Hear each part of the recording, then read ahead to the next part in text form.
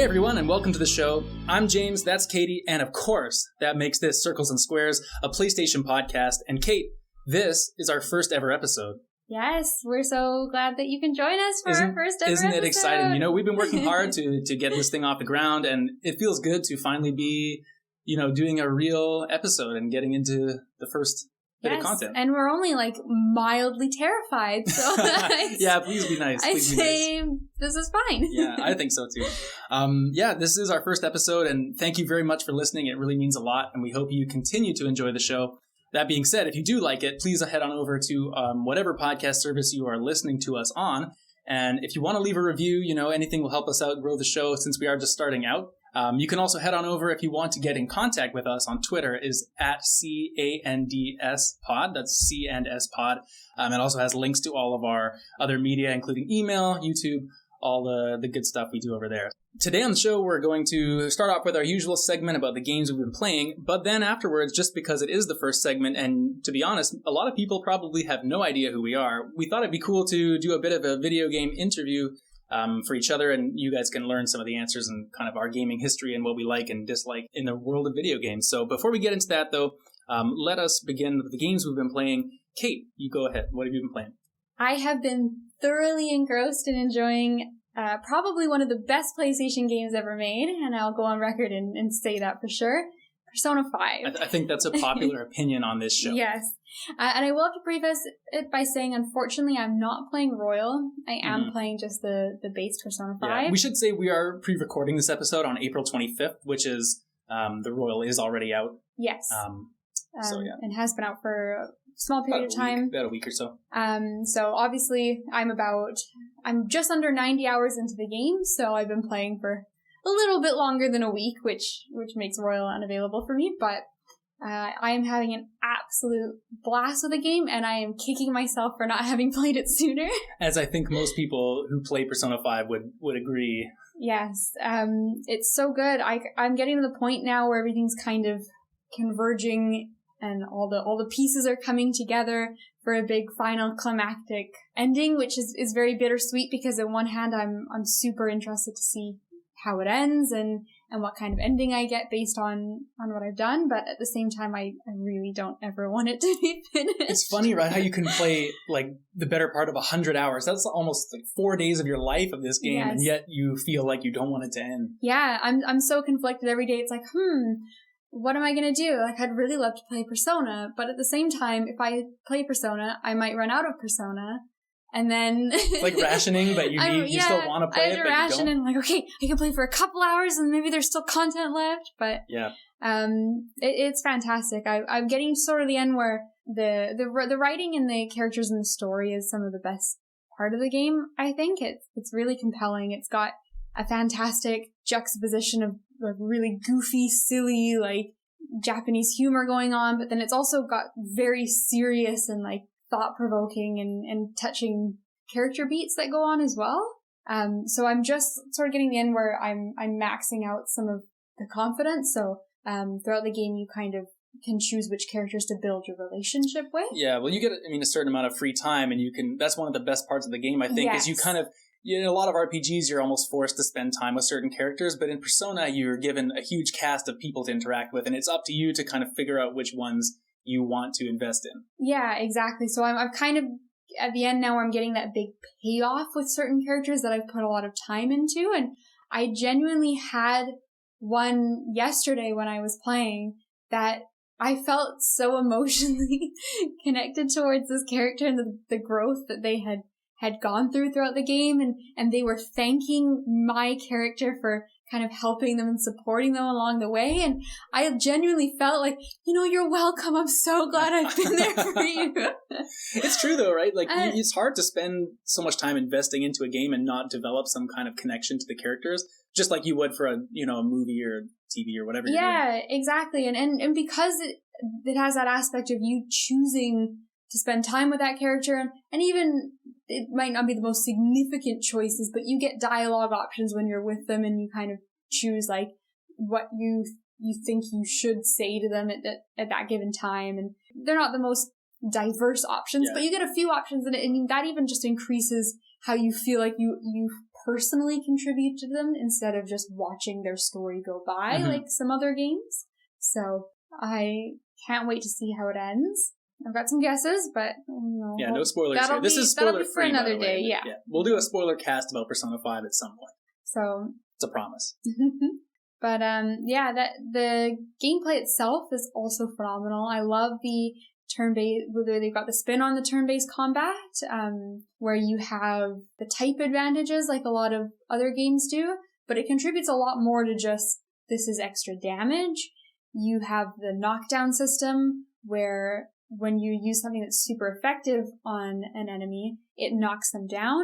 So then your subsequent attacks will do extra damage. But you also, if you knock all the enemies down, you get like a big... You can do a finishing attack. Yeah, you get big like damage to all enemies. Yeah, a big all-out finishing attack, or it lets you like kind of, you unlock the ability relatively early on to when you get a knockdown, you can like get an extra turn and swap to a different character. So like there's a lot going on as opposed to just like, I use my strongest move, which is like an issue with a lot of turn-based strategy games. And the other thing too is that in other games, you oftentimes, if you're fighting multiple enemies, you want to maybe focus on one and take it down. But in Persona, you're almost trying to hit the weakness of every enemy.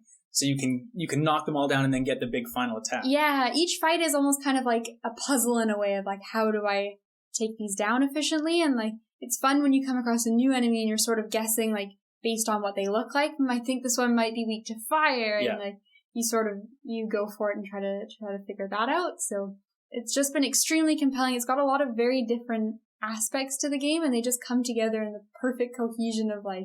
Yeah, they do, and it is really well paced, I think, in a lot of ways. I think there's some sections where the dialogue can kind of go on, but in general, I think when you're kind of in a dungeon, by the time you finish the dungeon, you're very much looking forward to the social aspect of spending your free time. Yeah. And then the inverse is true too. Like when you think you're itching to go back and do some more combat, the next palace appears. Yeah, I agree. And the social sim part is something that like I think I've really gotten into in the last little while with games. Persona maybe being a big influence on that.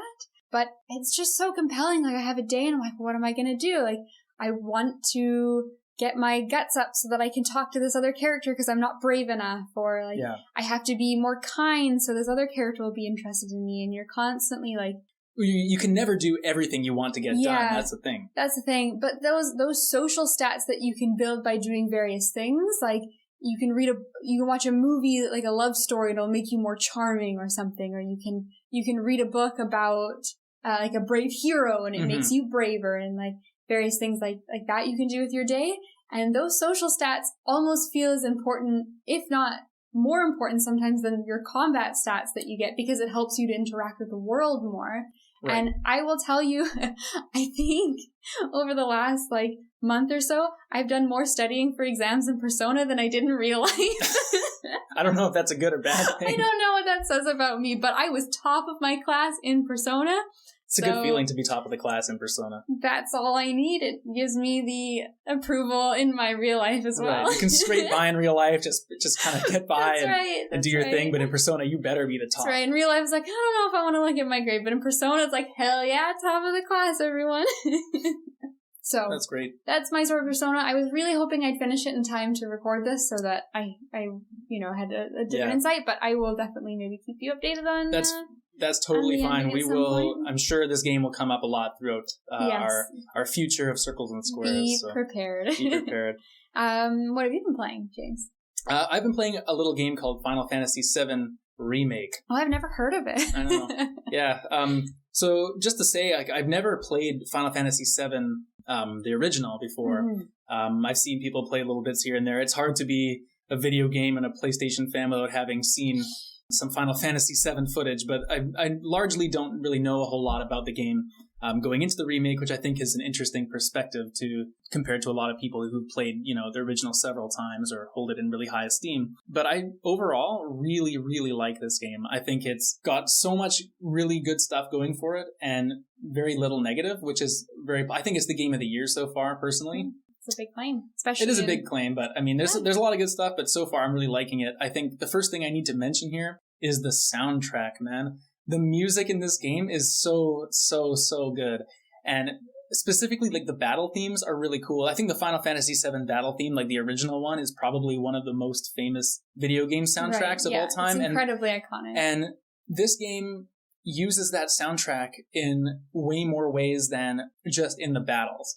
Like, the rhythms and, like, the melody of that song kind of play in the background in different ways in different songs. So not just when you're in a fight. So it kind of remixed it and weaved it into the whole, like, experience of the game instead of just the same song on repeat all game long. That's right. And it's one of those things which is, they do a really good job of when you're kind of in a dungeon area where there's lots of enemies around, the battle theme will have certain aspects of itself playing through the whole dungeon, even if you're not in combat. And then when you find and encounter some enemies, it'll swell up and go into the battle theme, and then it'll seamlessly kind of go back down to the more background music after you're done the combat. And I think that's so cool how the music can change with what you're doing so easily, instead of just hard cutting right to, like, now we're in the battle theme, now we're back to the exploration theme. Right. Like, it just flows really, really nicely. Yeah. And I think it's really... I think that the way that the music has been done in this last, like, generation of games, I think is one of the most underrated but important things that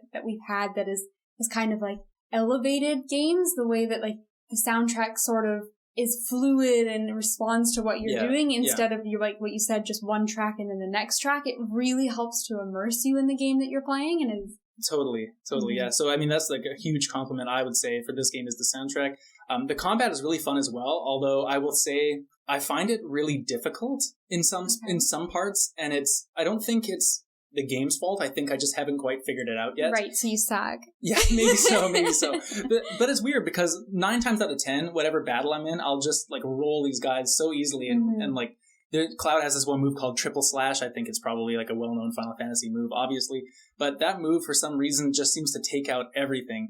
Except sometimes then I get into these other combats where it's just a complete struggle, and I can't really... It's like I'll die so fast. And I think I just need to get more used to, like, the weaknesses and the way that the enemies portray, like, what they're guarding against and what they're weak against. I think it's hard to identify sometimes. And the game, to be fair, I don't think has really done a great job of teaching me what to look for in terms of, like, this enemy's blocking wind magic right now. Like, you there's kind of these green lines swirling around the enemies, but it doesn't really tell you. And maybe I should have picked up on that, but I found it could have been a bit more forthcoming with that type of information. Right. So and the battles are relatively fast paced, right? Because they ditched the turn-based combat from the original, and now it's sort of like almost like a Kingdom Hearts kind of... It's exactly like Kingdom Hearts, except when you go into the menu, the game slows down. It doesn't stop, it slows, so you can still get hit, but you have, like, a lot of time to do what you're going to do. And that's, I think, before the game came out, I had a little bit of trepidation that maybe it would be, when you had a full party, you'd be stopping and starting the battle a whole lot, and it would kind of break up the flow. But I actually really appreciate the stoppages, because it gives you a bit of time to strategize and to look everything over and say, okay, well, am I going to attack this guy or heal my party member? Stuff like that. And I think it's a really good mixture of fast-paced action alongside a turn-based-esque, slower-paced battle system. It reminds me a lot of Transistor, actually, in that way, if you remember how that combat system worked, for anyone that's played that. But the other thing I would like to talk about here is the materia system. I don't know if you know how that kind of works in Final Fantasy. This is a really, really cool way you give your characters abilities, I think.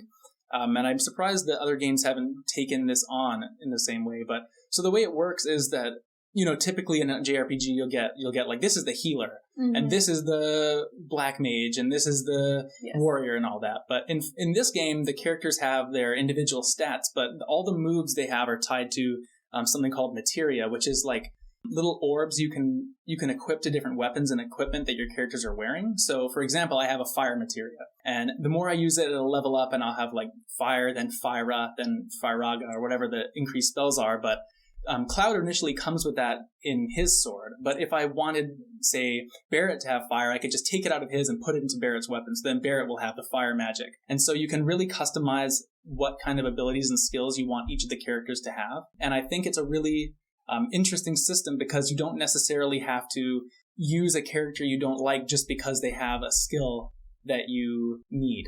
So if I'm fighting enemies, for example, that are weak to wind, I have a wind materia on a character, but I don't like that character. I don't have to use that one just because they have the wind spell, I can just give that to Cloud or give that to the character that I want. Okay. So it's like kind of like an elegant, flexible solution. Totally, yeah. And it's not just the spells, it's also like the healing stuff, or some of them have like, you know, you put a materia in that'll increase how fast your ATB bar builds up, which is like your special bar.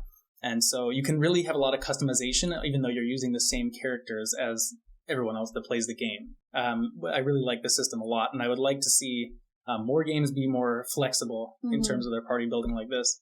One of the negatives I had, the game isn't perfect. I find that the side quests, I know this game has been really expanded, right? Like this whole game is like 30, 40 hours. I'm about 15, 20 hours in now. Right. And something I didn't realize about it at first too, but learned recently, was it's not the full game either. It's just part one. They've taken, from what I've heard online, this whole game takes place in Midgar, which is the first city you're in. And this part of the game, I think, is like the first 8 or 10 hours of the original Final Fantasy VII, or maybe even less than that. But this whole game is based in this city. And so because it's such a short slice of the original, they've really expanded it and fleshed out a bunch of side characters that didn't, I guess, have much dialogue or importance before. And for the most part, I think it's really cool because it probably adds a lot of context to things that people would have not had that information about before, like certain characters wouldn't have dialogue and whatnot or a quest to do with them. But the downside, I think, is that some of the side quests they put in are very much like padding. Right. Like there's one quest where, the combat, you'll go and fight all these monsters, then you'll get to the next side quest and it's like, search the town for 5 missing cats. And and that really kind of derails the it really does. I would have been just fine if I didn't go find these cats. It didn't add anything to the game. It's more like they wanted to give you another reason to look around this town a bit longer. And I mean, I did the quest, but it's like I don't know if I'm going to continue trying to do all of the side content, rather than just maybe go back. It feels like wasting your time, in a sense. But then I hate when games have stuff like that because I feel pressured to do them when I'm playing an RPG because I want to get the experience reward or like whatever comes along with it, or even just I feel like I don't want to miss out on a portion of the game. Well, that's how I've been playing it. Like, I don't like missing out on stuff either. I'm always the guy that's like, I'm going to go check out every back alley and look for every chest and stuff like that. And that's why I've been doing every side quest. But I think if I continue to find more that are kind of in this vein, I might slide off of wanting to complete it all. And then maybe if I feel up to it after I beat the game, maybe go back and do the stuff that I missed. I'm not really sure, but that's one of my biggest gaming pet peeves. Like, I'm fine if the game is 5 hours, 10 hours shorter, but just the content is excellent all the way through instead of, I'll take a break from saving the world because some guy lost his cat. Well, exactly, right? And that's priorities. How I feel like comparing this to, I think there's a lot of similarities between this game and God of War, which is a weird thing to say because this is like an RPG remake and God of War is very much an action game, but they've kind of come together in a very similar style of game here. But I find the difference is, and why I would say I prefer God of War, is that nothing in that game felt to me like a waste of time. Yeah. Whereas in this, the good stuff is really good, but the bottom stuff is like, why did you even do this? Right. Kind of thing. And it's weird too. It all depends on how you frame it. Like it doesn't always have to be 100% high stakes. So even just thinking like about Persona, obviously that's all I think about. You and me both. But just Persona, coffee, and chapstick. 3 things. But thinking about that game is because you're always progressing time. Every day is like, it follows the real world calendar. So if you just spend all your day eating burgers and playing baseball one day, you've progressed to the next day, and now you're one day closer to the next palace being unlocked or something happening based on like the scripted events throughout the timeline of the game. So you're progressing time, and it matters what you do as opposed to taking a break for seemingly no reason to do a dumb quest that is irrelevant. So it's almost how it's framed as opposed to what you're actually doing. Yeah, it's true. It's true. I just think that I would prefer to spend my time doing the more engaging quests, might I say. But all in all, I really, really enjoy it. I'll definitely speak about it more. I think, like I said, I'm probably getting close to halfway done, if not quite about halfway. So I'll report back when I get further.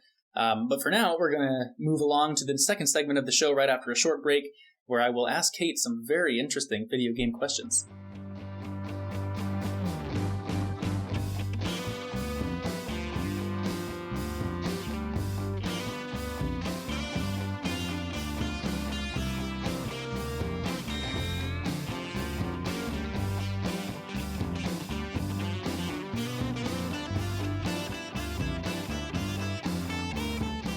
All right, everybody, and welcome back to the second segment of today's show, which is going to be a very special Get to Know Kate segment. Now, just to say, this is a PlayStation podcast, of course, but that doesn't mean all we've played our whole lives is PlayStation games, so obviously some of the answers aren't going to be all PlayStation, but we're just answering them as truthfully as possible. So yeah, play along at home, send us your answers to the questions if you are so inclined, and we'll read them and let you know what we think. But let's get started. Are you ready? I'm ready. Let's go. Perfect. Okay. Question number 1, Kate. Mm-hmm. What is the first video game system you purchased? Now this is a hazy one because I have had so many systems, and I also interpret like the first systems I ever really remember owning were the N64 and my Game Boy Pocket were like two big systems I remember having as a kid, and then obviously getting the following iterations of those as like the Game Boy Advance came out and the GameCube and all that. But those I think were like purchased for me, right, and I owned. I think the first thing I ever bought for myself, I think, was a DS, and I bought the one that came with Nintendogs. Yeah, I remember you had the big silver the big silver DS. The big hinge silver DS, and I bought the one that came with Nintendogs after much stressing and researching. And so I think that was the first one I ever purchased for myself. And now I purchase everything for myself. Yeah. So obviously being an adult now. Obviously being an adult We're now. We're 90s kids, by the way. Yeah. So I think it's gotta be those. But the main console I remember getting for the first time was that N64. Right, of course. Yeah. It's iconic. Mm-hmm. All right, question number 2. What 4 franchises would you say have shaped your gaming likes or what you prefer in games? So this was a really interesting question, and I put a lot of thought into it and actually kind of swapped my answers around a few times. So in no particular order, I've got down here that the first one has got to be the Soulsborne games. Bloodborne, Dark Souls, Sekiro. You're going to hear me talk about those a lot, so I really hope you're interested in FromSoft games. They are probably my favorite game studio. I just get so excited and every time I get to play one. They're just the perfect melting pot for me for exploration and challenging but rewarding gameplay, and they just have these brooding, immersive and worlds that just seep atmosphere, and I just get absolutely engrossed every time I get to play one. So I think they've made me look at games a lot differently, and they just really inspired me to pick games that challenge me and make me think, and not just to kind of play along with the story, but to try to understand the world and learn about it as you go, because those games, while they're mostly known for being very challenging, which I enjoy, they are also very much focused on you getting small little snippets of information about the world building and the characters within it, and you sort of trying to figure out the story as you go. And I love just getting a little lore dump, and it changes your perspective on what you thought was and you're theorizing what's going on. Yeah, and you're theorizing, and I don't want to spoil anything too much. Maybe we'll get into it a little bit more later at some point. But there's been times where you're being told that you're being led down to understand the game in a certain way, and then something happens, or you get just an item that is a small 2-sentence description, but it totally blows open a new theory on the game, and it's just, you just absolutely go down the rabbit hole. You can get lost in the Reddit rabbit holes. Yeah, and just get so consumed with those games. So that's got to be one. My next one is kind of the opposite of that, but I've picked the Mario franchise, but I guess more specifically tailored towards Super Mario 64 and now the newer Mario Odyssey. I was not expecting you to have that on your list. Yeah, well, I was thinking about it, and I think they just encapsulate so well Nintendo's design philosophy of games should just be fun. As much as I love diving into, what I just explained, sometimes you just want to sit and just have a goofy fun time, and it doesn't have to be more than that. Right. It just has to have some wonderful tight platforming controls and have a beautiful, lovely world, and it's just simple and fun. Number 3 I've got on here is going to be League of Legends. I have sunk a lot of time into that game, and while I don't play anymore, I still watch and follow the competitive scene, so it was my first kind of really getting immersed and invested in an online competitive game, which is quite a different experience than just playing a single player thing. And it's something that, I'm always watching new champion updates, and it's kind of almost like being involved in a community. It's like following a sport. It's like being involved in a community and following a growing league. So it's a very different gaming experience. And the final one I've got down here is a series that I would heavily recommend to everyone. It is the Banner Saga series. So a little context on that. It's a 3-part game. And you kind of follow your characters throughout, and you make a lot of decisions along the way. It's got a heavy role-playing element to it, where your decisions matter, and depending on what you do, certain characters will die or join your party, or, you can end up in various different circumstances based on what you've chosen to do. So by the time you make it to the end of the 3rd game, your game looks vastly different than someone else who's done who has a character that died in the first game that you've taken to the end, and is your main unit or something. Your main character might be a totally different character you're following. So that game for me made me embrace not always picking the best decision, because when I first started, I was stressing about, if I do that, what might be the consequence? And then feeling that pressure, like I should look it up because I don't want to accidentally lose a character I like.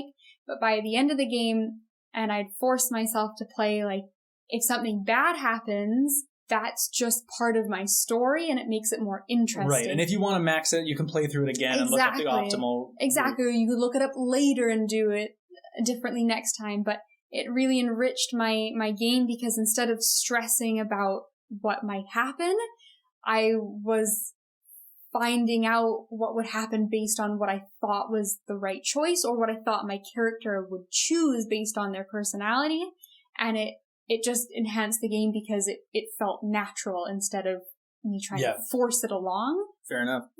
That's cool. Now, you know what I will say about this is that we have very different answers for this, and I'm very surprised by that. Interesting. Considering how many similarities I think we've had in like our early gaming years. So we'll see. I'll be interested to see what you think of my answers. Interesting. I look forward to it. Number 3, Kate. Number 3.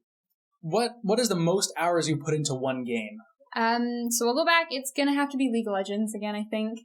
I went through a phase where I played a lot of that game. It's obviously being that online. It's just hop into one more match, play with friends.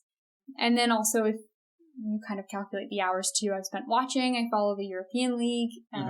Very invested. Relatively invested. Go Fnatic. So I think it would probably It's got to be. Not that you've counted, but it's got to be. Not that I counted, but that'd be my best guess. This is a question you put on the list, by the way, and I really, really like this question. I thought about it for a long time. What is the best game you've bought for $5?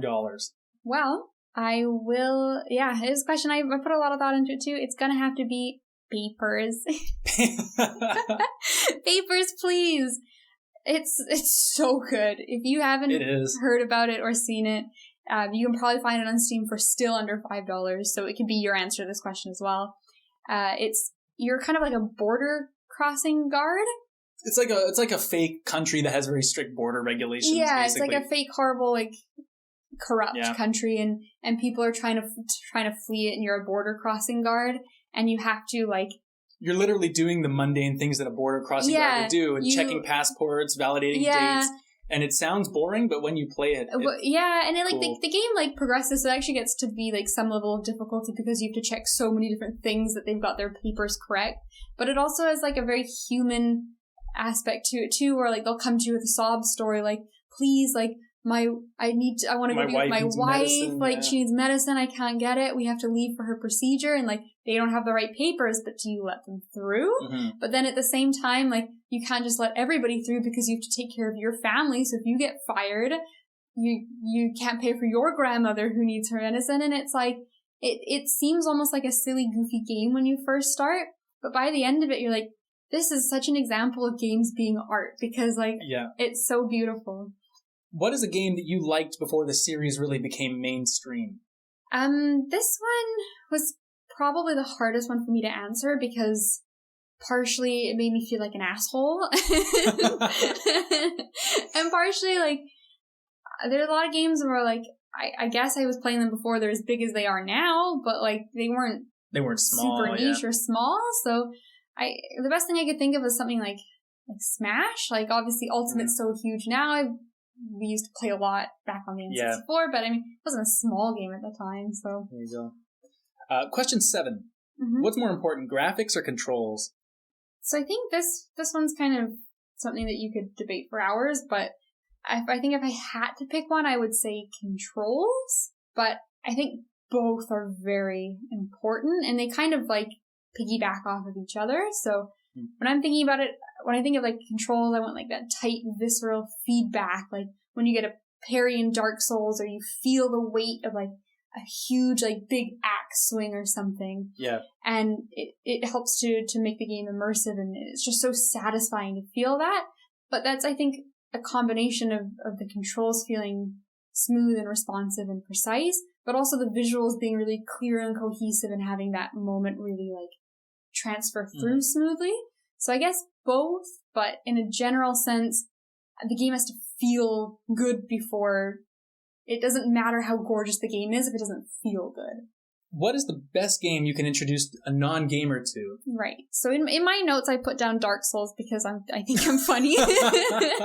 But that's a great answer. Not Dark Souls.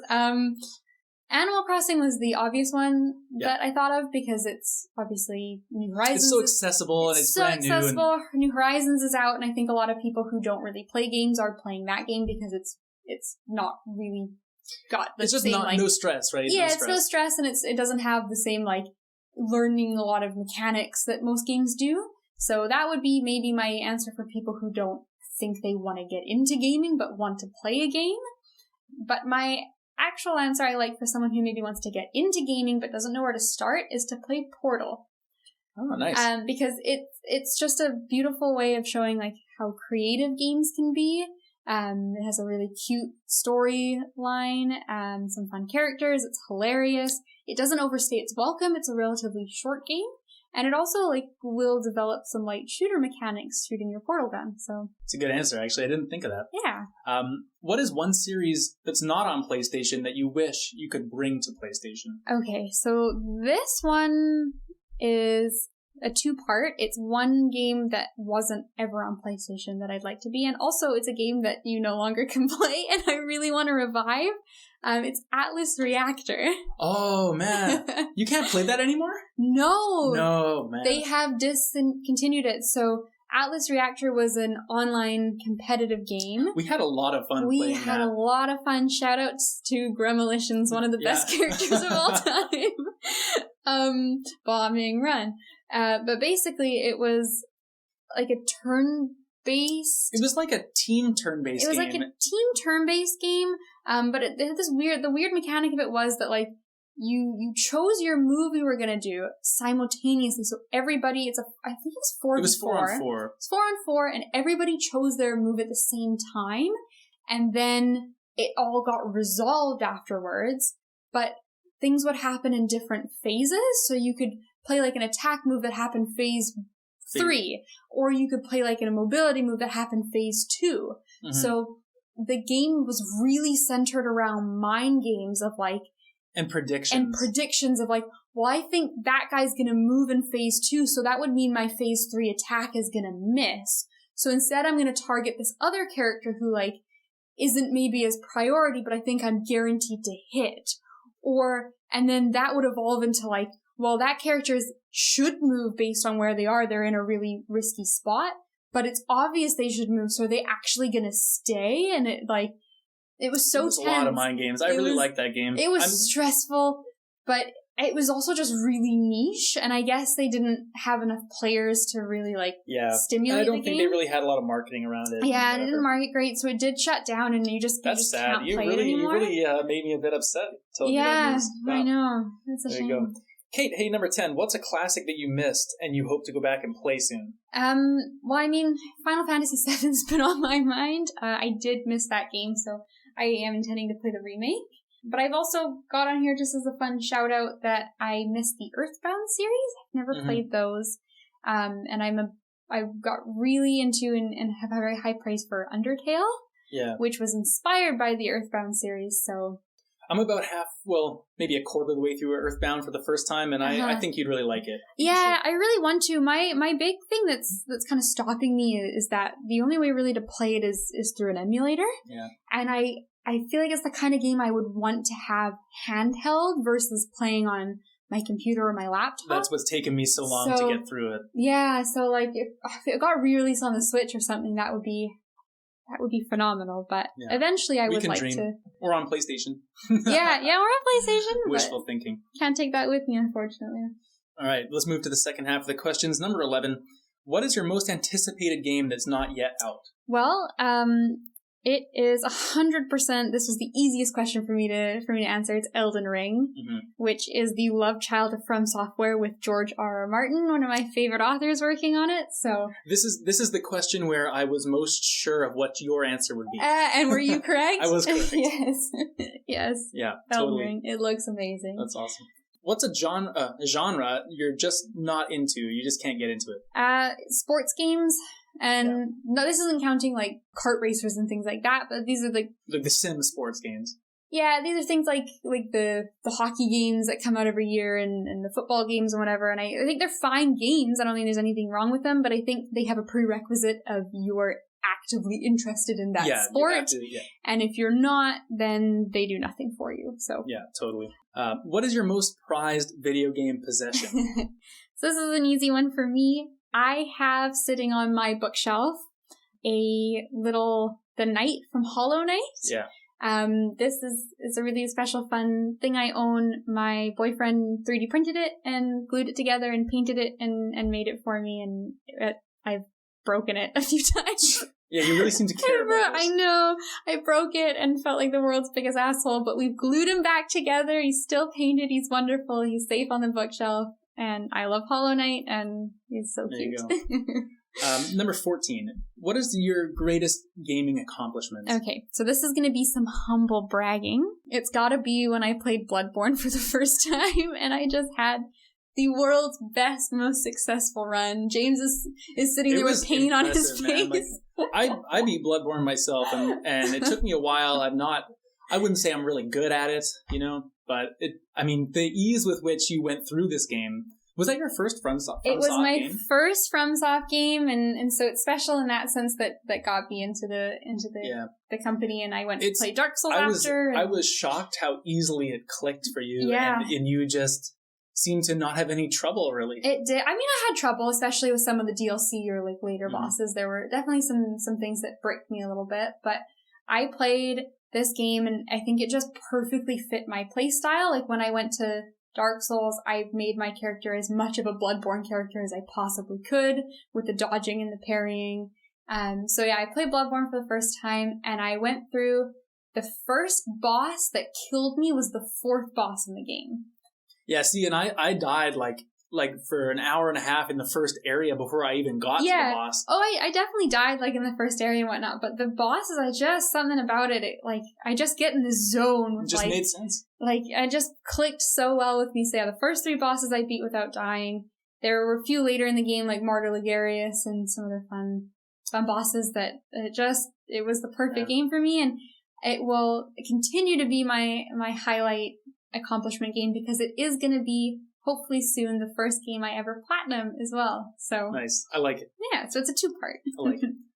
Number 15, Kate, a game that others seem to like, but you just can't really get into it. Okay, so I might get flamed for this, which I think I'm perfectly willing to stand my ground on because fuck these games. The Tony Hawk games. Oh!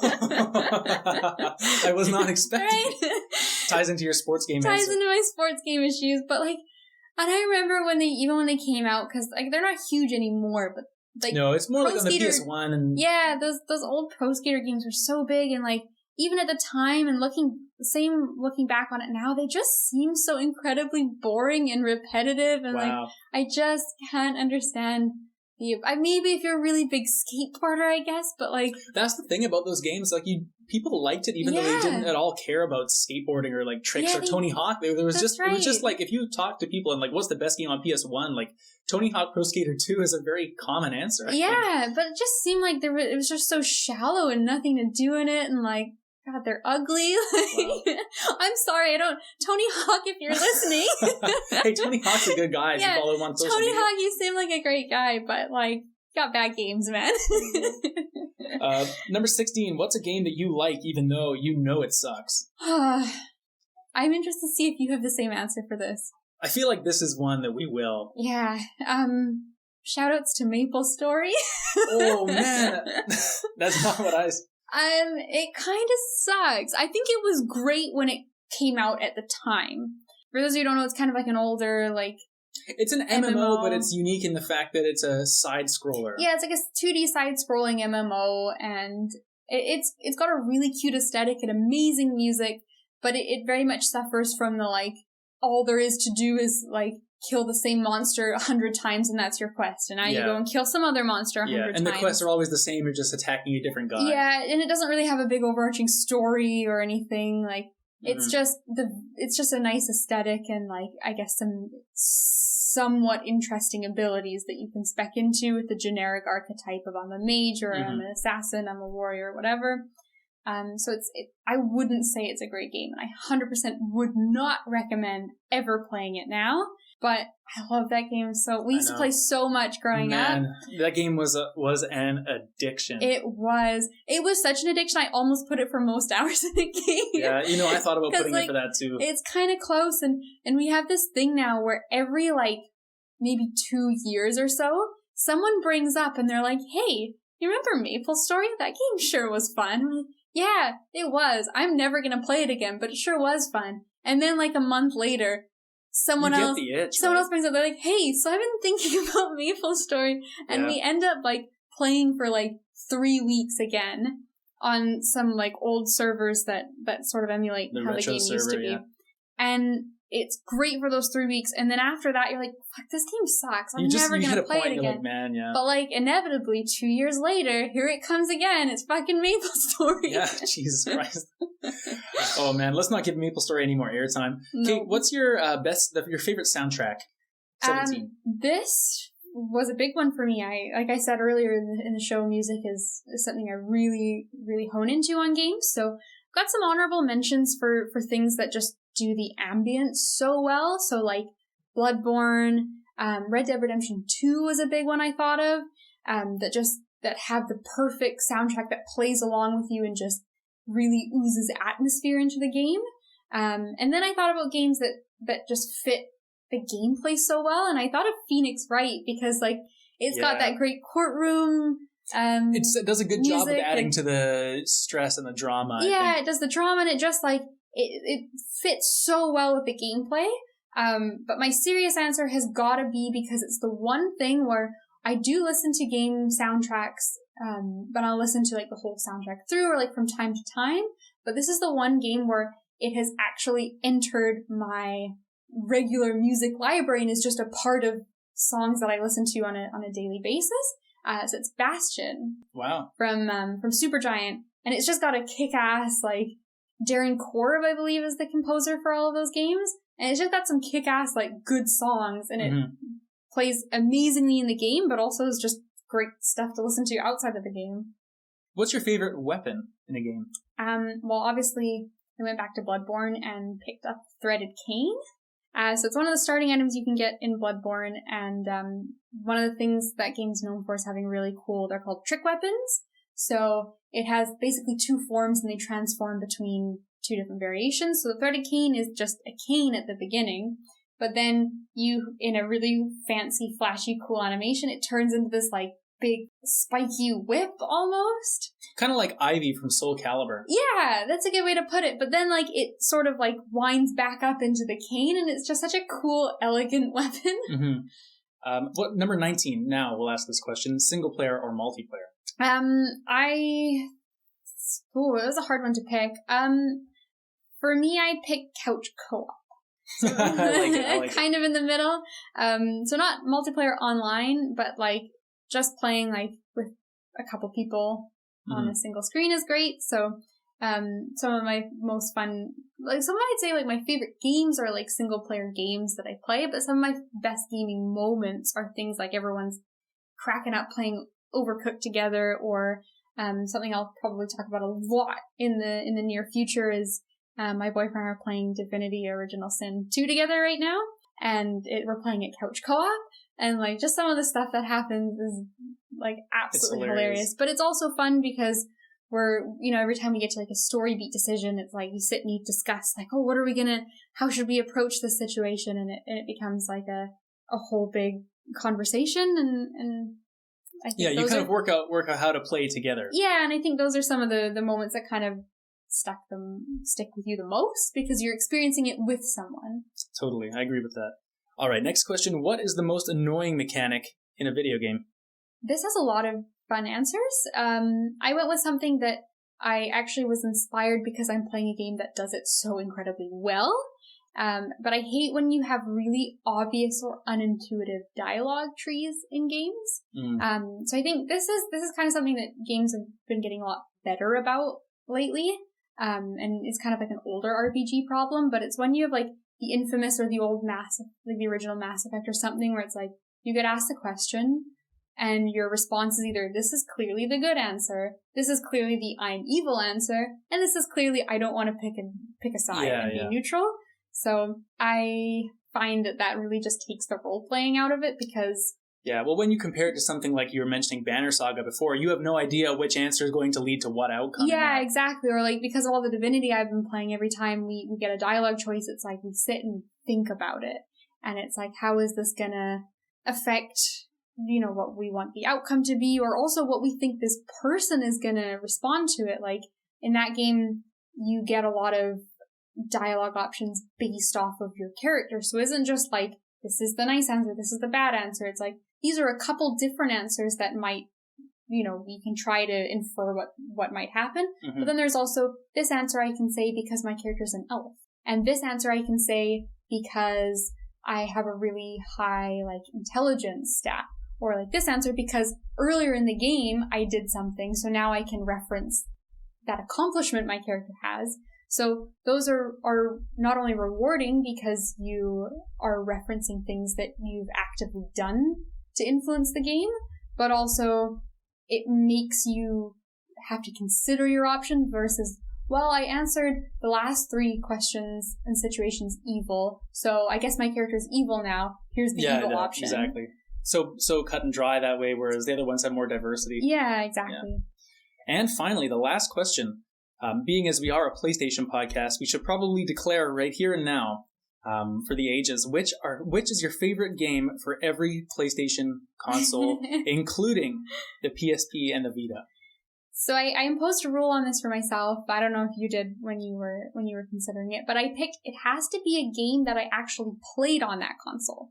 Mm-hmm, okay. So, for example, like I played the first couple God of War games and really enjoyed them on PlayStation 3 because they came out with that the combo pack. The combo pack. But they're actually PS2 games originally, so I couldn't put them on I couldn't put them for either because they don't count. Okay. So that was my rule.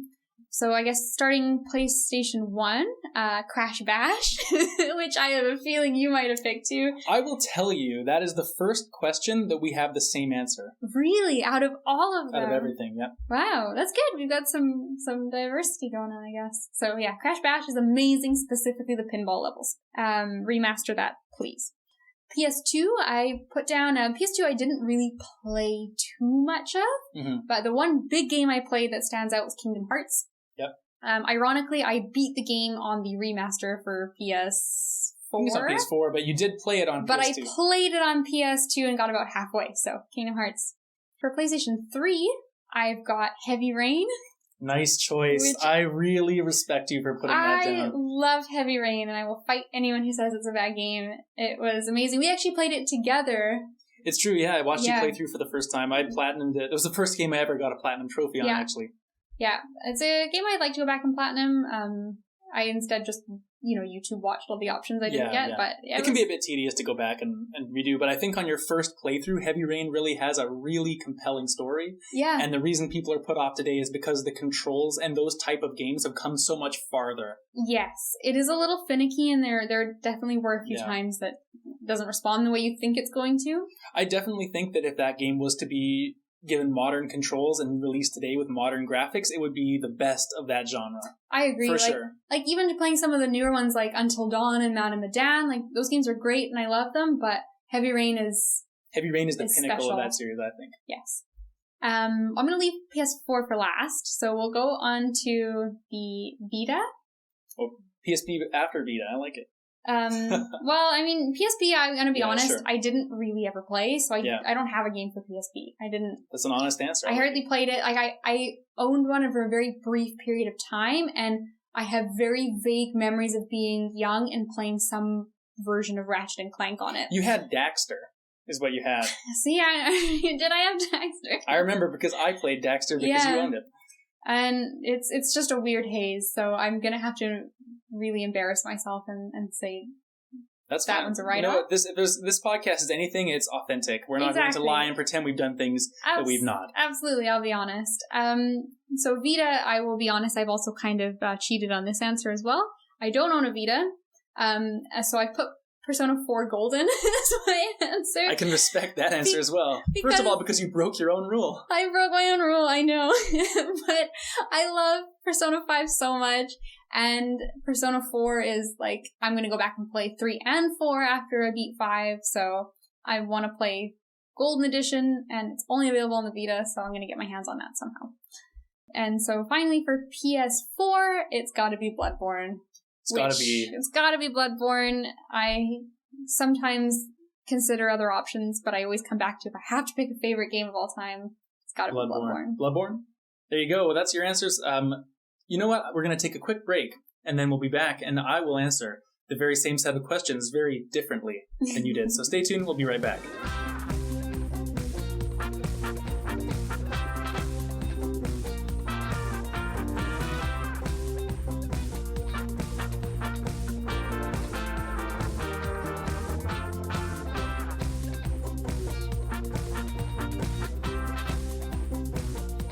All right, everybody, welcome back. It's the third segment of the show, and for today, that means that it's my turn to answer these questions. Yes, you've heard the correct answer to all of these questions. Heard the correct answer to the Crash Bash, right. That's for sure. That's right. You've got the cheat sheet in front of you already, so let's see. I'm really interested to see how different your answers are. I will just say I'm very surprised that we didn't have more overlap, considering that we played a lot of the same games growing up. Yes, and we even still play a lot of like overlap. Yeah, but there's a lot of differences now as well. Too, but yeah, we kind of approach them maybe slightly differently as well. But that makes it more interesting. So, better place to get started than first question. First system you purchased. Okay, well, same answer as you. Like, we obviously had a lot of systems growing up. We were purchased as like a Christmas gift or something. Yes. So that would be Game Boy Pocket, GameCube, like you said. N64 was like the big one for sure. Mm-hmm. But the first system I actually bought for myself, I believe, was my PS1. Because we had the GameCube we got for Christmas, and by that time, being a little bit older and whatever, I had a little bit more allowance money and whatever, and managed to save up somehow. I got a used PS1 that I did buy for myself, probably when I was like 10 or something like that. That's right. And you were kind enough to let me play it. And it was definitely the first one I bought, and I felt so cool at the time because it was like I own N64 and PS1. Like, it was so cool. Double dipping. And to be honest, I don't really remember playing a ton of games on the PS1 that have stuck with me to this day, like Crash Bash, obviously, and like the Spyro games were really fun, and like Crash Bandicoot Warped and those, but I don't really have a huge extensive library of PS1 games that I played, but that was the first system that I did buy. I think partially we were quite young at the time, and then also partially too, like we just kind of ended up with a lot of Nintendo stuff. Yeah, and I think at the time that's just kind of what we were more into. Yeah. What about the 4 franchises or game series that shaped you? Okay, so I'm just going to start off with the really obvious one that I can't believe that you didn't put, Pokemon. I will respond to that by saying I had Pokemon originally and replaced it at the very last minute. This series is the Pokemon Red was the first game I ever owned. Yes. For my Game Boy Pocket. That was, the first system I kind of had to myself. And this game, I will say, like, I think now with the perspective that I have on games, I don't really think the Pokemon games are very good. Like, they're not bad games, but they are very simple. And now that I've played way more of the same type of genre like RPGs. Pokemon is not really high up on the list. They don't live up to their potential as a franchise. They really don't live up to their potential, but the world is so cool, and just growing up in the 90s, 2000s, Pokemon was everything. Yeah. And to this day, like I still follow the competitive Pokemon scene quite closely, and I like the cards. Yeah, we collect the cards, and I still play every Pokemon game, even though I don't really have the highest expectations for what they are. But there's just something about that series that kind of introduced me into video games and was the first game I owned, and I just couldn't answer this question without Pokemon being on the list. Mm-hmm. Number 2, I'm just going to get this out of the way as well, Persona. I've only played Persona 5, and I'm about 2/3 of the way through Persona 4, but Persona 5 it's impacted me in such a big way that I couldn't not put it here. Persona 5 is my favorite game of all time, and I played it about this time last year.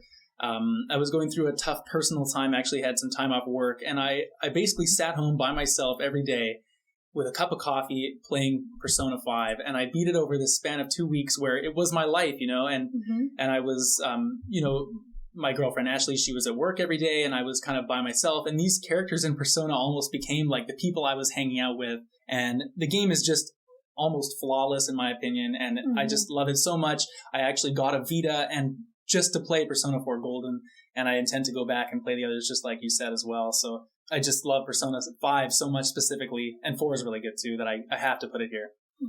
Number 3, Phoenix Wright. Oh, that's a good one. This is a game, I think it's the genre is a bit polarizing, like the visual novel genre, because I think a lot of people just find it really slow, and it's more like reading a book or watching a TV show almost. It's a bit interactive than it is mechanics-driven kind of video game, but I just love the characters in the world of Phoenix Wright a lot, and visual novels and these type of games have really become one of my most liked genres. I would include like the Heavy Rain, Until Dawn style, like Choose Your Own Adventures, kind of in the same boat. And I really like games like that, and Phoenix Wright is, in my opinion, right up there with the best of them, and it's the one I've been playing for the longest, and I really think that because I like Phoenix Wright so much, has encouraged me to play other similar, like Danganronpa and 999 Doors and all those, and then also the Until Dawn, Heavy Rain type stuff as well. And those 3 I instantly thought of when I made this list. They were unequivocally on this list, but the 4th one I was really stuck kind of what to put, and I ended up going with Super Smash Brothers. Interesting. I considered that one for a small period of time as well. Yeah, and I think that for a couple of reasons. Number 1, definitely was the game we played the most growing up, just because you'd have your friends over after school and we'd all be playing Smash Bros. Like, it's just what you did for hours and hours. And it was a game that we owned before we had a GameCube. We'd purchased the game before because we were so sure we were getting it for Christmas. And it's a really cool game in the sense that it is a museum of Nintendo, and all the different franchises are in there somehow. And being a kid playing Super Smash Bros. Melee was really cool because you got to introduce to characters like Roy and Marth from Fire Emblem. You'd never heard of Fire Emblem, but it gave you a taste of characters from different games you hadn't played. And I think it really pushed me to want to try to play a lot of different games to see where these characters came from. And that's not even saying how fun the game itself is to play. Like, Smash Bros. Is a great game. Anyone can come over and you have a good time. Like, it's just an awesome game. Yeah, and I like that too, and I almost put it on as well just for that, the social aspect of the game too. Like, we haven't done one recently, obviously, with the state of the world right now, but from time to time we get a group together and have actual Smash tournaments and stuff as well, and totally. It's just an absolute blast. And just to see where the franchise has gone, like whatever your opinion is of the newer Smash Bros. Games, it's just like a evergreen series. You could always put in Smash Bros. Into your console. You'll have a good afternoon. You're always in the mood for some Smash. So those are my 4. Out of context quotes. You're always in the mood for some Smash. Someone cut that out. Let's quickly move on from that. The game most hours put into one game. This was a hard one because I feel like there's a lot of competition and I don't have a reasonably, a definitive answer. Yes. Maple Story for sure, like you said, played a ton as a kid. Probably might even be number 1, but I don't really remember, and I haven't played it for so many years, I'm not going to put it on there. It depends how you want to define it to me, because if I was to say the answer of the game I played the most of, I think at this point in my life it would actually be Rocket League, because I have a couple of really close friends, Mike and Jeevan, that I play online with. We have a team. We're not like superstar players, but we really enjoy like going through the ranks and kind of just playing online. It's a good way to hang out. Mm-hmm. But if I was saying for a single player game, it would have to probably be Persona 5 or Final Fantasy Tactics Advance, because I played so many playthroughs of that, like, and I think single player and multiplayer is different when it comes to amount of hours put in. So if you're going, multiplayer, it's Rocket League, and it's single player, then Persona 5 or FFT8. Right. Because of how much we both love Final Fantasy Advanced Tactics, I'm surprised this is how long it took for it to I know to show up. Oh, so it's here now. Interesting. It is a PlayStation show. That's true. It is our favorite Final Fantasy game. Okay. Give me the best game bought for $5 or under. I thought about this one for probably the longest of any of these questions, and it's because it's hard to... First of all, I was trying to define it. Like, is this a game that $5 is the price, or is it I got a game on sale for $5, because of a Humble Bundle or something? But I decided to go the authentic route, and I went with the game that costs $5 or under. And after thinking about it for quite a while, the game that stuck with me the most is Florence. Ooh. You heard of Florence? I have. I've heard it's one of those very artistic games. It is, yeah. It's a mobile game. I don't play a lot of mobile games, but Florence is one that I would recommend to anybody. It's essentially the story of a relationship, and you're this girl, Florence, and you live her life, and then you get into a relationship and things happen. And it's not like it's a really interesting story on the surface level, but just the way that it presents itself, you can really relate. Anyone that's been through like a breakup or, that kind of situation, or seen someone else going through a breakup, I think it hits on a really emotional level, and it becomes really real really quickly. And I think for that reason, and also because of its accessibility on the phone, it's a great game for anyone to try. It's a great game. $5 or less, go buy it. Okay, moving on to the next question. What is a game you liked before the series became mainstream? Now, just like you, I had trouble with this because it's hard to define like mainstream or like when something isn't popular. But the answer I landed on was Fire Emblem. I don't think it was ever unpopular, but I think it definitely used to be a lot more niche before it moved on to the 3DS with Awakening. And of course, we've been playing it on Game Boy years before with Fire Emblem 7, when that wasn't so well known. Like I said before, people in North America, a lot of the time, the first experience they had with Fire Emblem was seeing Marth and Roy in Smash Bros. Whereas this is like, what game you could play around that time too. And I think that the series has become one of Nintendo's most popular at this point. And at that time, when Fire Emblem 7 was out on Game Boy Advance, I think it was a lot more underground. All right, graphics or controls? I really don't know if I have a lot more to say on this beyond what you said. I think you nailed it. Controls, I think, ultimately are what everything comes down to. Just because, like you said, if something looks really nice, but you can't control or it's not responsive, like it's just going to frustrate you. And I think the other thing, too, is that I think every game needs good controls, but you don't necessarily have to have great graphics to be a good game. You can see that in a lot of arcade games or maybe older retro games now. Like the original Mario Bros. Has tight controls, but I don't think the graphics really look great today. Mm-hmm. So I think that good controls will make things hold up over time, but where graphics are more of an indication of when the game was created. Yeah, that's what it comes down to. Number 7, what game would you introduce to a non-gamer? Well, like I had Animal Crossing written down here, and I think that is a really strong answer. You can't not think of it, right? It's the quintessential non-gamer game. Yes. But just to not be stereotypical, I actually did put Overcooked here. And I think Overcooked, similar to Portal, is a really good starting point for the fact that it's not overly complex. The difficulty comes in that you have a time limit. And so it's not so much about the control barrier, which I think is a big reason a lot of people don't get into games, because they have intimidation about learning to control things. But Overcooked is really just 1 or 2 buttons. And just the way that it gets so hectic, I think, is a really good way for people to kind of get used to having a controller in their hand, but it's not overly too hard for them. And also, because it's multiplayer, if you know what you're doing, you can kind of coach them through it instead of them playing by themselves. And I think playing something together for a new player is much more inviting than sitting down by yourself and engaging in something that you don't really understand. Okay, that's an interesting answer, because while I agree with you that it is the multiplayer and it's simple controls, and it even has like a good gradual where it gets progressively difficult as it goes. Like, if you want to get yelled at for your first game experience, and welcome to Gordon Ramsay's kitchen that I run. Well, me and Ash played through like the first two, Overcooked 1 and 2. And I mean, she's not a gamer. She doesn't play a lot of stuff, but and by the end of it, we were like, oh, should we go back and get 3 stars? And we were really into it. And just watching someone who really didn't have a lot of experience go through it, and by the end, like how good she got at it is a really good indication of what a great game it is for someone to get used to playing a game. Okay. That's awesome. Yeah. But Portal's just a different, similar idea, but just with a different first person perspective. Well, that's interesting. Overcooked's a great game. They're coming out with another one, the same studio, but it's like your movers. I played the demo for that. It looks fantastic. The controls aren't great, I'm going to tell you. Oh, no. But how are the graphics? They're all right. Okay. Well, moving on. One series you wish you could bring to PlayStation? I went back to the well with this one. It's a previous game I spoke about, but it's got to be Pokemon. I think, like we said before when I brought it up, like it's a really cool world and a cool universe that they've made, but the games just don't do it justice. Yes. And so I think if it came to PlayStation, first of all, it could be on the Vita, which is another handheld that would translate really well.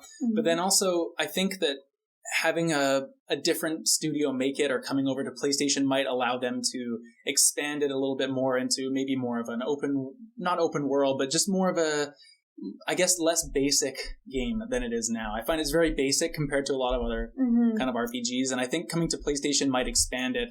And I think an expanded world or a more, in-depth Pokemon game could be really, really cool. That's cool. And I'd love to see it. I'd love to see it in the style of like kind of a direct competitor, like the Digimon Cyber Sleuth games. Yeah, I love those games, and I think they're better than all the Pokemon games, personally. Yeah. And so I'd love to see something like that. Agreed. Perfect. Okay, a classic you miss that you intend to go back and play soon? Well, I had Earthbound on here as an honorable mention, but I am already kind of playing that. I want to finish it, but it's not an answer.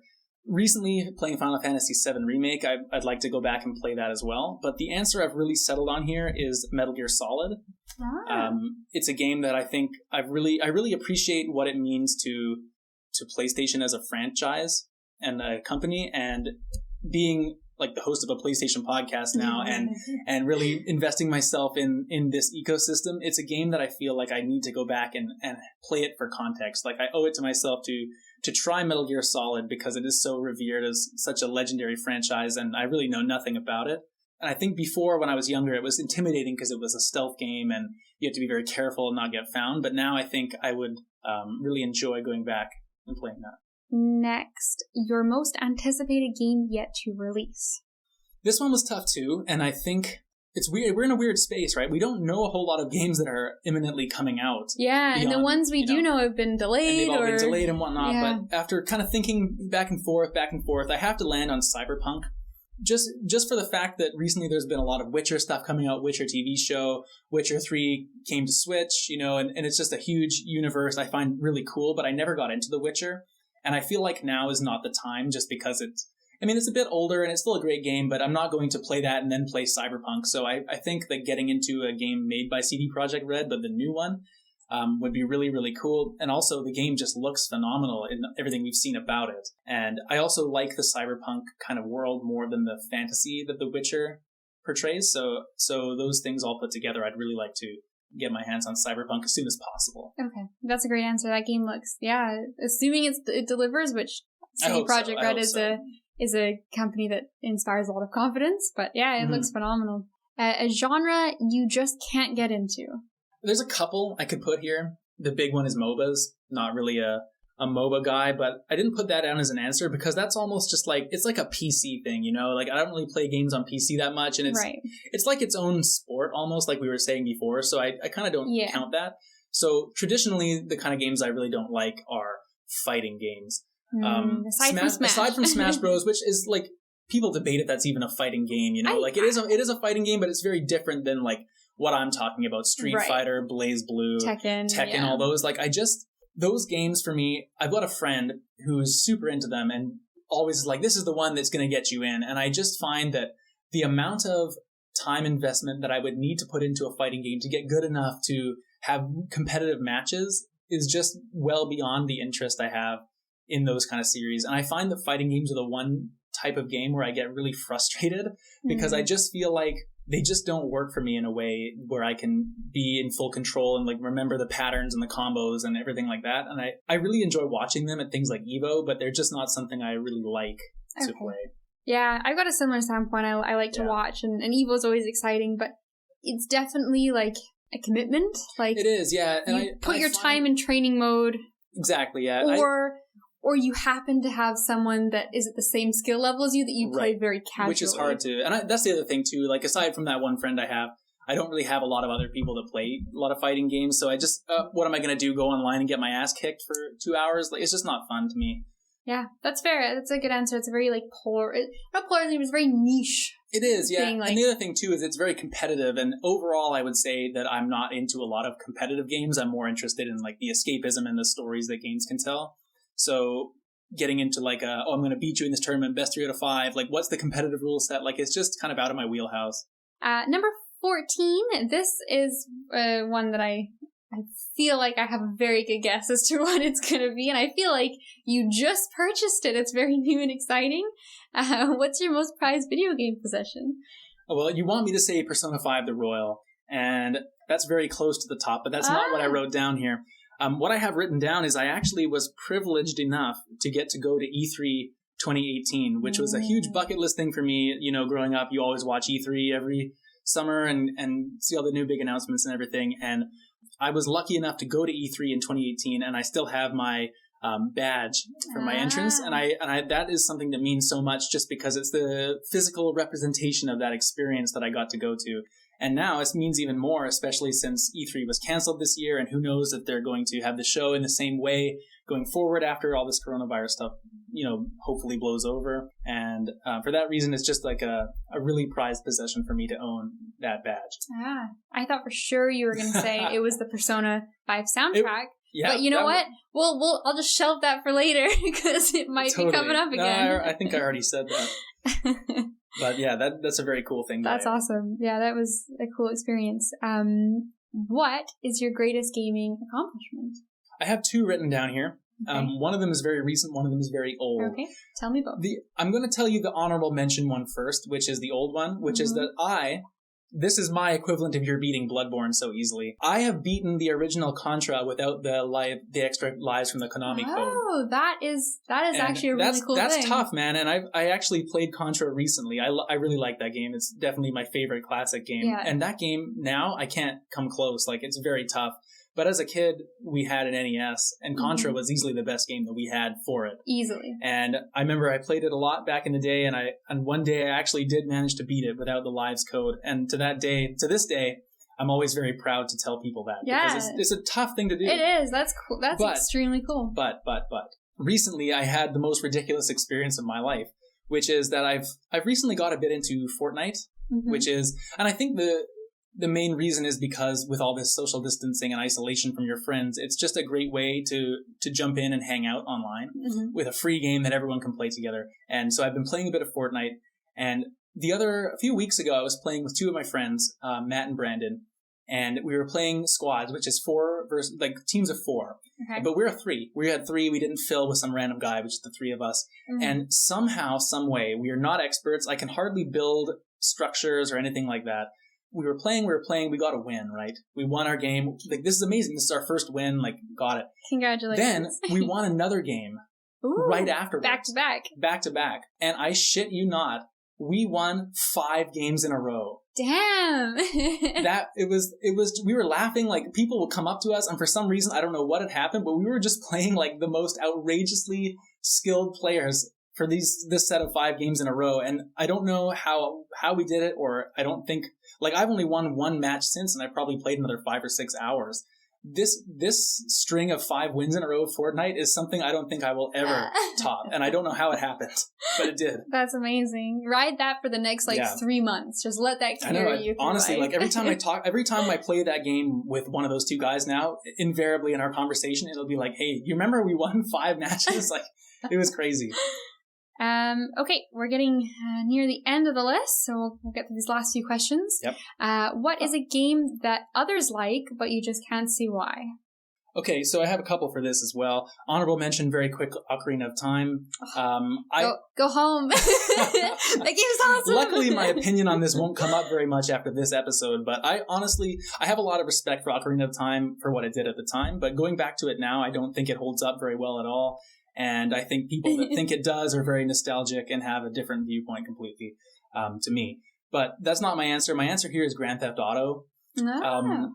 People love that game. It's like Grand Theft Auto 5 is like the second best-selling game of all time. If you go to any PS2 best games list, invariably there'll be Vice City or whatever the other one on PS2 was that's so popular. And I understand why people like it, but to me, the setting just does nothing for me. I could care less about running over hookers with my tank and like using cheat codes to get helicopters and see how many stars I can get for the police to chase me. And that whole like sandbox type, just like you fuck around and see how many hookers you can get killed and stuff. Like it just doesn't do anything for me. And that's neat. That was the easiest one for me to answer, actually. Interesting.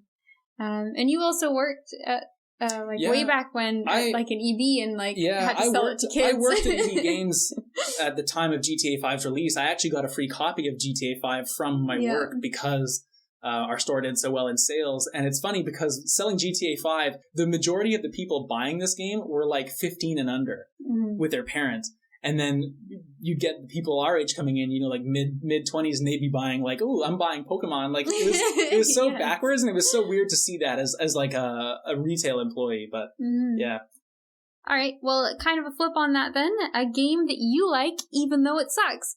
This is a question that I thought we would have the same answer for sure. Of course, the answer, Sonic Adventure 2 Battle. Oh, well, Sonic Adventure 2 Battle doesn't suck. That's why. The thing is, Kate, it does. I'm not ready to admit that yet. It's not a horribly broken game like Sonic 2006, but SA2B is like, it's not a good game. It doesn't have a lot of critical, success. And if you talk to the average person, they're going to say it's not very good. But that game is so dear to my heart in a lot of ways, and I would defend it to my death, even though I know it's not that great. That's fair. I'm not even a big Sonic fan. I just love that game. That game, yeah. Chow Garden, the game. Yeah. Aside from Smash Bros. Melee, it's my favorite GameCube game. Aside from actually that and Thousand Year Door. Thousand Year Door. SA2B is number 3. Controversial take there. I think it's at least top 5. Okay, number 18. We'll get back to Persona. Our scheduled Persona segment. What's your favorite soundtrack? My favorite soundtrack, shout out SA2B. Great soundtrack, but Persona 5 takes the cake here for sure. I've never been a huge jazz person, but Persona 5 just has this incredibly impactful soundtrack, I think, and the music always matches the tone of what's happening in the game, whether it's a chill, relaxing music at nighttime when you're studying in your room to like almost heavy metal music when you're fighting the big bosses. Like it just has such a range and variety of how it sounds, and the music just makes you emotional, I think, during so many of these fights, whether it's the fights or the story-driven moments with maybe sadder music. It's just every track is unbelievable. And to me, there's no other option aside from Persona 5. It's a very well-deserved answer. Okay, I'm getting down to the final few. Your favorite weapon in a game? This one, I actually have 3 weapons listed here, and I still don't know which one I'm going to pick. Okay. So I'm going to explain all 3 of them, and maybe as I talk, I'll narrow down an answer. Out. That's sure. right. Number 1, let's go back to Contra, the spread shot. That gun is so powerful in Contra, and you feel like you could just take on anything when you have it. And it means a lot to me because, obviously, I used it a lot when I managed to beat Contra back all those years ago. Great weapon. Number 2 would be, this is a bit of a weird one, but the red shells in Mario Kart. Okay, interesting. I think that they're a really cool weapon in the sense that you're just always so excited when you get the red shells because they're like the best thing you can get, and you can use them when you have the 3 of them going around you. They're a shield, and you can use that to defend yourself, or they're also the homing attack. I think that one's more of an honorable mention, but I love Mario Kart, and the red shells are just really iconic to me, more so than other items in that game. Okay, interesting, because they're not like the first thing you think of in terms of a weapon, but they are a weapon. Yeah, they are a weapon, and in Mario Kart, they're often the difference between, first and second, or whatever position you're in. The last one I have is the Leviathan axe from God of War 2018. I think that's like the generic answer for a lot of people now that have played that game, just because of how tangible. You can feel that axe when you throw it and get it back in your hand. The way it kind of swings back and has this sound, and the controller just has this perfect vibration when it kind of lands back in your hand. And the varied attacks that Kratos has during that game using the axe as well, I think is like really, really fun to fight with. So that's probably the best answer of these three. But if I was to go with a nostalgic pick, I actually might pick the Contra spread shot. Or as we used to call it, the super gun. The super gun, because it was an S. Yes. It was an S, yep. Yeah. Awesome. Okay, single player or multiplayer? Single player. Pretty easy for me to answer that. I think I have a lot of multiplayer experiences that I really like Smash Bros, Mario Kart, Overcooked, Enter the Gungeon, Rocket League, all these games. But at the end of the day, if I'm making a list of my top favorite games of all time, they're going to be almost entirely single player. And that's what I'm here for. Fair enough. Second last question. The most annoying mechanic in a game. So we were talking off mic before this, and we agreed we're going to do a whole segment on this at one time because I think there's a lot to discuss here. But I'm going to go with, if I can only pick one, when non-active party members don't gain experience in RPGs. Oh. Yes. I despise games that waste your time for no reason. And I think that a lot of older RPGs do a terrible job of letting you mix and match your party, because you're pretty much stuck with the characters you've been using unless you want to go invest 2 hours in fighting random enemies and leveling guys up. And it's just, to me, it doesn't make the game more difficult. It doesn't make it more interesting. It just makes it take more of your time. And for that reason, I really like it in games like Persona, where you can, just to use an easy example, or like the newer Pokemon games, I can even praise them for that, where there's the EXP share works on all your party members. So you can level guys up and they always stay constant. So you can use any character you want. I think that's honestly a modern convenience that should never be taken out of RPGs going forward. It's just there's no reason they shouldn't gain experience, in my opinion. That's one of the ones I didn't really think about, but it's a great idea just to give you more flexibility as you play, and not to shoehorn you into certain combinations. Exactly, right. And just to maybe go a bit more into it, like Persona 4 is I'm playing right now, and I've beaten 5. 4 is really good, but one of the biggest reasons, probably the biggest reason I don't like it as much as 5 is because it doesn't have this. Mm-hmm. And so I have this great cast of characters, just as good as Persona 5, maybe even better characters in a lot of ways, but I always use the same 4 people in combat because I just can't be bothered to waste one of my days in the game trying to grind out levels for these other characters when my other guys are already strong enough, you know? Mm-hmm. I like it. Probably an unpopular opinion a little bit, but maybe that's kind of how I think. There's definitely a few sides to that. We'll maybe get into that more often, or more in more depth at another time. Okay, final question, which I'm very interested to see.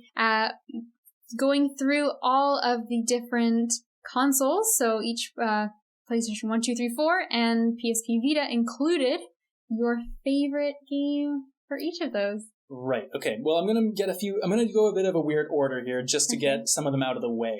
PS1, Crash Bash, that's the one answer we have that's the same. Correct. For my money, it's better than, the mini games are better than any Mario Party or party game that's really come out since. I think Crash Bash was before its time in a lot of ways, as far as how you had this kind of story mode to go through these multiplayer little mini games. And the mini games were great. The characters are cool. I would love a remake, just like you said. Mm-hmm.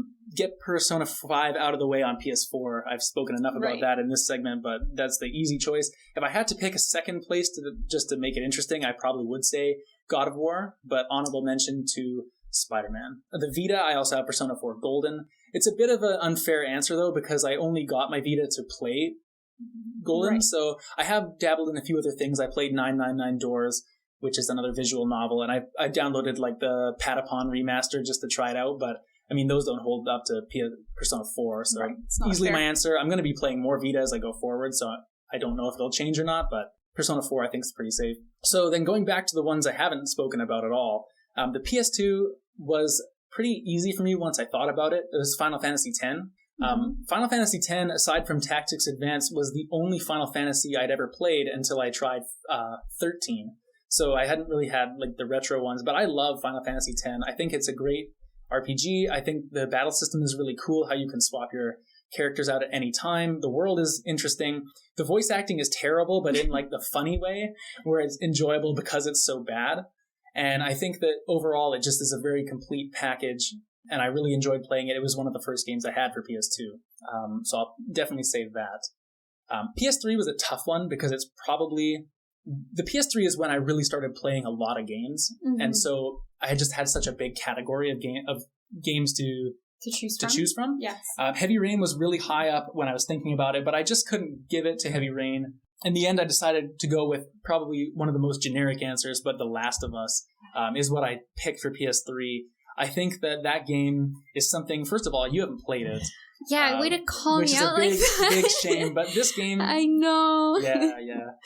This game, to me, is just one of those games that no matter if you like the story or the world at all, and like whatever you think of that kind of aspect of it, like it's almost undeniably a perfect game in a lot of ways. Like the controls are just great. The story, again, like whatever you think of it, it's very interesting. And I just think the world that they created is very unique in the world we live in. Zombies are a very popular genre. And I think what they did with the story there and how they made, some character moments really impactful, it's very, very well deserving of such an accolade as being the best on PS3. And many people agree with that, I think. And finally, the PSP. This was a hard one because although I owned a PSP, I didn't play a whole lot on it, so I will shout out SOCOM US Navy SEALs, which was a surprisingly fun shooter on a system which only had one joystick. Weird. So you lose like R2 to lock on in that game. It was strange, but I remember it was some of my first memories of playing a game online against other people and like having some fun. So I really enjoyed that. But the game I'm going to go with here is Luminous. Which is one of the few puzzle games I would put on kind of my favorite games of all time type of list. It's by far the one I'm the best at. And I really think that what does it for me is that the game always it has these different layouts or skins for each level you get to. And the game you don't beat a level and it goes to the next one. It just transforms and changes in front of your eyes. The music changes, the colors change, the sound effects change. And it kind of ramps up the way that a Tetris would, but it always has a different look every time you increase the difficulty. And I really think it's cool because in Tetris or a game like that, you get farther and it keeps getting harder and harder. And it's almost like, oh, that was really good. I'm glad I had this run, but I'm going to turn it off. But in Luminous, you always want to see like, oh, I wonder if I do a bit better. Like, what does the next skin look like? Or what's the next song that's going to come up? And I think that game, unfortunately, wasn't as popular as it could have been because it was on the PSP. Now, of course, it's come out on a bunch of different things, but it's more of a niche title, and I really think that those interested in puzzle games or good music should play Luminous. Interesting. What a way to end it off on a game like SOCOM and Luminous. I know. Maybe I should have done PSP first, but... No, that was interesting. Yeah, They're very different, unique picks. It's interesting to think. I really thought for PS1 you were going to put Crash Bandicoot Warped. I definitely considered it. But when I think of Crash, I think of Crash Bash. Yeah. Even with having played the more iconic games and I own the remaster on PS4 that came out for the first 3 games, even with that being, something I've maybe put more hours into, the quintessential Crash game for me is Crash Bash. There you go. Well, we hope you've learned a bit more about us as video game players and you enjoyed the show. Of course, we'll be back again in 2 weeks' time if you are so inclined to join us. We hope you do. And until then, we will see you in a couple of weeks. The intro and outro music for Circles and Squares was produced by friend of the show, Matthew Chan. Interlude music is from Scott Gretton of the Free Music Archive.